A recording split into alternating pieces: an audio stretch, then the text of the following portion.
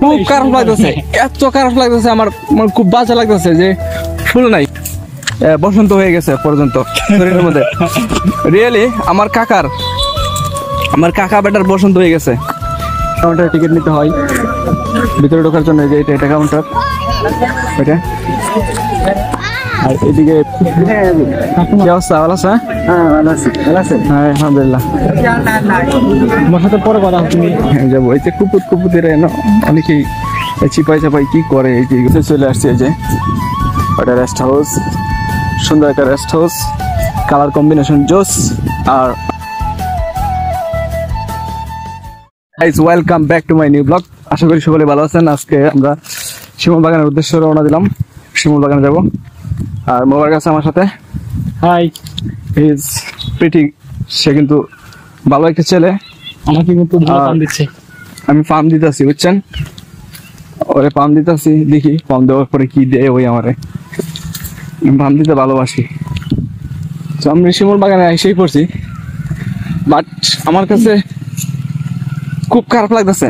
ফুল নেই, কোথায় এলাম? খুব খারাপ লাগতেছে, এত খারাপ লাগতেছে আমার, খুব বাজে লাগতেছে যে ফুল নাই। আছে ফুল? একটা ফুলও নাই, ফুল নাই শিমুল বাগানে। আমাদের আশাটাই বৃথা হয়ে গেল। আর ভাবছি যে সুন্দর করে একটা ব্লগ করবো আজকে, যেহেতু অন্যদিন আসছিলাম বাট ভালো ব্লগ করতে পারছি না। তবে সমস্যা নেই, আজকে আমরা তোলা করে নিব। আমার কাছে খুবই খারাপ লাগতেছে, সো কিছু করার নাই। গাইস, এটা শিমুল বাগানে আসলাম, কিন্তু এই যে ফুল নাই গাছের মধ্যে, বাট ব্যাকগ্রাউন্ডটা কিন্তু সেই লাগতেছে, বেটা সেই লাগে কিন্তু। এই যে এটা শিমুল বাগানের রাস্তা, বড় রাস্তা দিয়ে যাচ্ছি। আর ভিতরে যাব, এই যে ভিতরটা, আমরা গেট দিয়ে ঢুকবো। দেখি দেখি কি আছে কপালে, কপালে কি আছে, কি করা যায়। সকালে আসছি তো, পর্যটকও কম সম্ভবত, কম, অনেক কম। ভাবছিলাম যে পর্যটক অনেক বেশি হবে। আজকের বার অনুযায়ী, আজকের শুক্রবার অনুযায়ী কিন্তু পর্যটক অনেক কম, তো বিষয়টা অনেক দুঃখের। প্রায় ফাগুন মাস শেষ, তো ফাগুন মাসের শেষ, এই জন্য পর্যটক কিছু কমই। ফাগুনের ছোঁয়া সবারই মনে লাগিয়েছিল, বাট এখন এই ছোঁয়া থেকে সবাই একটু দূরে আছে, কারণ এই ছোঁয়ার কারণে বসন্ত হয়ে গেছে পর্যন্ত শরীরের মধ্যে। রিয়েলি আমার কাকা বেটার বসন্ত হয়ে গেছে এই ফাগুনের ছোঁয়ায়। শিমুল বাগানে এসে দেখি বেটা প্রতিদিনই এই ফাগুন আর বসন্তের কথা কয়ে ভিডিও বানায়, আর এই ভিডিও বেটার ইফেক্ট পড়ছে শরীরও। আর এই ইফেক্ট পড়ার কারণে এটা কিন্তু এই এখন বসন্তে আক্রান্ত আছে। আমি কিছুক্ষণ আগে বেটার ফোন দিছি যে কাকা কি অবস্থা, কয় এখন আলহামদুলিল্লাহ কিছুটা মোটামুটি ভালো আছে। তো আমি কিন্তু বসন্তের এত উপভোগ করি না। আর এই শিমুল বাগান আমার বাড়ির কাছেই, বাট আমার এতটা ভালো লাগে না শিমুল বাগান। দরজা করলেই আমরা শিমুল বাগান দেখতে পাই, কিন্তু আমার ভালো লাগে না। কিন্তু অনেকেরই ভালো লাগে। এই যে সবাই ভিতরে যাব, তারপরে আপনাদেরকে দেখাবো। অনেকেই আসছে এখানে, আর বিশেষ করে কুপুতেরা কিন্তু এখানে বেশি আসে। চিপাই চাপাই, আগে তো আরো চিপা চাপা বেশি ছিল, এদিকে লেবুর গাছ ছিল, এখন তো চিপা চাপা কম আছে, আর মানুষও বেশি হয়। নোংরামিটাও মনে হয় কিছু কম চলে না বেশি চলে, এটা আমি জানি না। এখানে বেশি একটা আশা পড়ে না।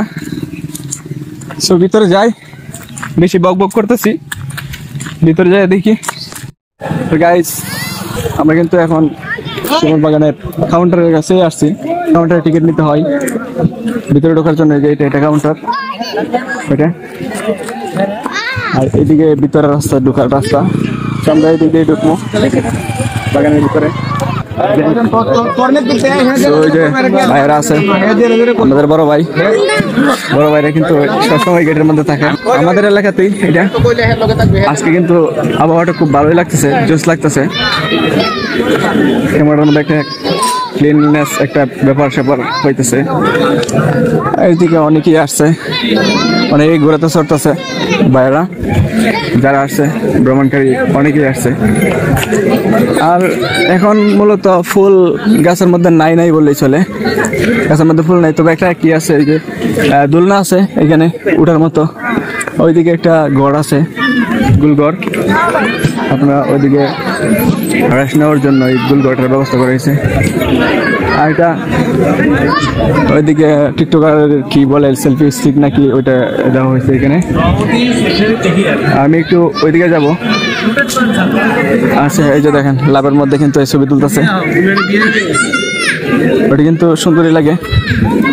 তো আমার এরকম লাভের মধ্যে ছবি তোলা ইচ্ছা করে না, কোনো সমস্যা নেই। সিঙ্গেল মানুষ, সিঙ্গেল থাকতে চাই। কই আসো ওটা আমি ভিতরে। হ্যাঁ কি অবস্থা? এই যে আমার বন্ধুরা যারা আছে, এই যে ফটোগ্রাফার অনেকেই আছে, ওরা ফটোশুট নেই ফটোগ্রাফাররা। আমাদের কি অবস্থা? ভালো আছে? হ্যাঁ ভালো আছি। ভালো আছেন? হ্যাঁ আলহামদুলিল্লাহ। তোমার সাথে পরে কথা, তুমি কাস্টমার নাকি না ফ্রেন্ড? So, আমরা এই দিকটাতে যাবো, ওইদিকে সাদা ঘরটা একটু দেখার ইচ্ছে। Guys, আমরা এইদিকে যাবো, ওইদিকে একটা ঘর আছে, দেখি ওইদিকে কি অবস্থা, ঘরের মধ্যে ছবি টবি তোলা চাই কিনা বা সুন্দর ব্যাকগ্রাউন্ড আসে কিনা। আমরা এইদিকে যাই। এখানে একটা রেস্ট হাউসের ব্যবস্থা করা হয়েছে আমাদের জন্য। আসো বেটা, এখান থেকে আইসা যাবো, তারপরে তোমার দান্দা টাইম করতেছি, আমার ওইটা শেষ হোক। রেস্ট হাউস যেহেতু রেস্ট হাউসের ব্যবস্থা করা হয়েছে, তবে আমরা কিভাবে না যাই? হ্যাঁ, একটা সুন্দর একটা রেস্ট হাউসের ব্যবস্থা করা হয়েছে। একটা কথা কি, যে এই যে রেস্ট হাউসের যে কালারটা আর আমার গেঞ্জের কালারটা সেম, এই জন্য আমার একটা আগ্রহ আছে যে রেস্ট হাউসে যাবো, যা দেখি ছবি কিরকম আসে। এই যে রেস্ট হাউসের কাছেই চলে আসছি আমরা, শিমুল বাগানের ভিতরে রেস্ট হাউস। সো কথাটা কি করি, শুনতে জাস্ট ভালোই লাগে, যেহেতু রেস্ট হাউসের ব্যবস্থা করা হয়েছে। আমি যাবো। এই যে কুপুতের অনেকেই চিপাই চাপাই কি করে, এই যে এগুলাই কি চিপাই চাপাই থাকে। আচ্ছা আমি সামনে যাই ওইটা। আর গাইস কথা হলো কি, আমরা হাঁটতে হাঁটতে যে রেস্ট হাউসের কাছে চলে আসছি। এই যে ওটা রেস্ট হাউস, সুন্দর একটা রেস্ট হাউস, কালার কম্বিনেশন জোস। আর আমার যে টি শার্টের কালারটাও কিন্তু এই রেস্ট হাউসের কালারের মতোই ম্যাচ আছে ভালো। তো ওই জন্য এখানে আসলাম। এদিকে আসলে কি এটার মধ্যে কি আছে কি না আছে একটু দেখার একটু ইচ্ছা। কাছেই তো, শিমুল বাগানের কাছেই থাকি, বাট কখনো দেখা হয় না। কি লেখা আছে? শিমুল ছায়া, জনাব দিদারে আলম মোহাম্মদ মাকসুদ চৌধুরী। ও রেস্ট হাউস, আসলে এটা রেস্ট হাউস। রেস্ট হাউস না? খুব ভালো লাগে রেস্ট হাউসে। ভিতরে যাওয়া যাবে? ভিতরে যাওয়া যাবে না, ভিতরে যাওয়া নিষেধ।